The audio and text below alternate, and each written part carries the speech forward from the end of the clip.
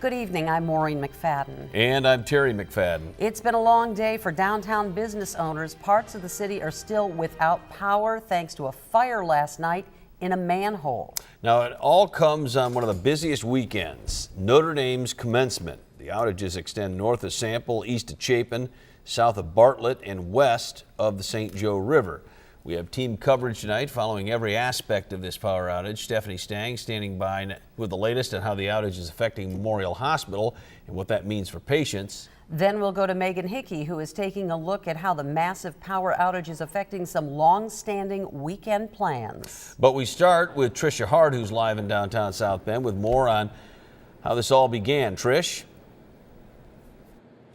Terry, right now we are looking at some damages, some slow repairs. We're at the corner of Lafayette and Washington where the fire initially broke out underneath the manhole. As you can see behind me, crews are still working to restore the power. They've been out here since midnight last night. Now, the earliest estimation for a full return to the power grid isn't until noon on Sunday. Now, the fire broke out just before midnight. Firefighters were called in to extinguish the flames. They used a combination of water and foam to do just that, but it wasn't until the I&M could do a full assessment this afternoon that they could even think about starting to get the power back on. Now, I&M said at a press conference this afternoon they have removed all of the damaged wires and they're starting to put in new wires to get that electricity back on, but again, not until Sunday afternoon. To get a head start, some businesses brought in generators working together downtown. The city also chipped in a generator to the Century Center, the DoubleTree Hotel, as well as the public garages. And the amazing thing is, the police chief said this afternoon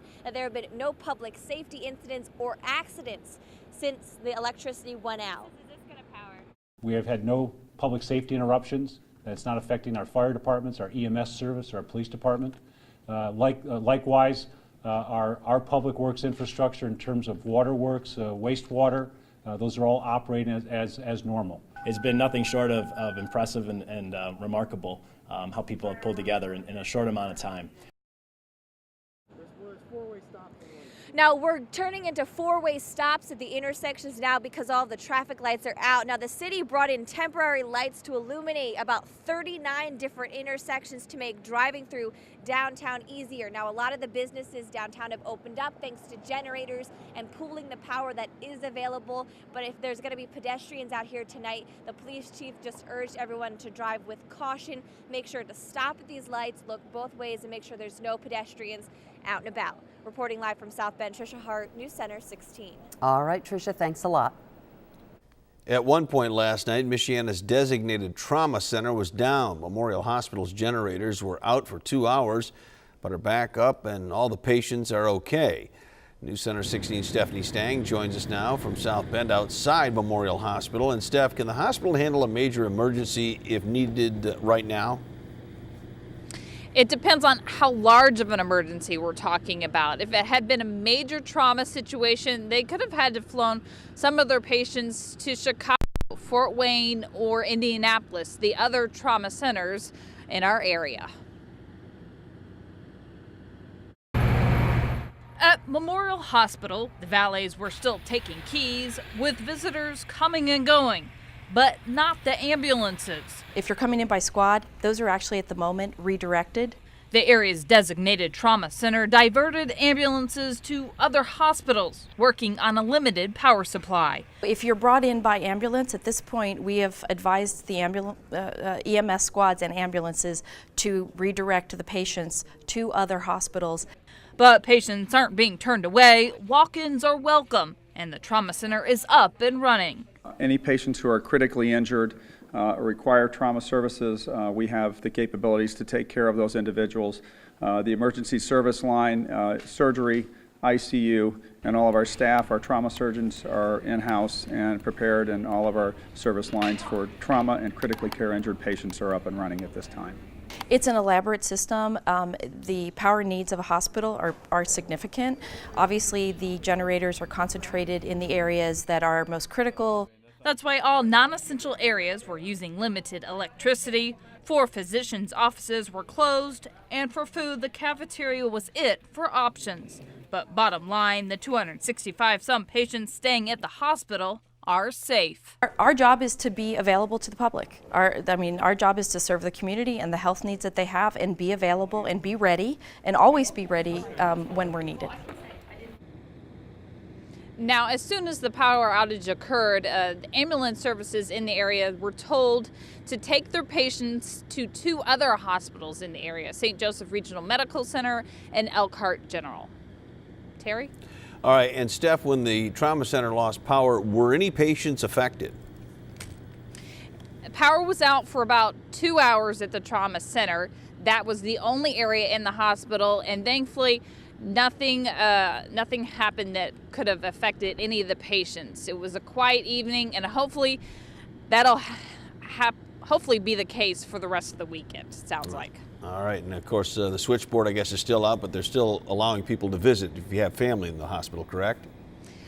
Yes, if you want to visit patients, especially if you have a newborn baby that you want to see, you certainly can. It's pretty quiet here, though. All right, Stephanie Stang reporting live tonight from Memorial Hospital. Steph, thanks. Well, thousands of graduates and their families flood downtown South Bend during this weekend every year, which is why many business owners are saying the power outage could not have come at a worse time. News Center 16's Megan Hickey has more on the economic effects of the blackouts. And Megan, it's not just graduates who had plans this weekend. Maureen, Adams High School is having their prom tonight. It's a night that so many high schoolers look forward to.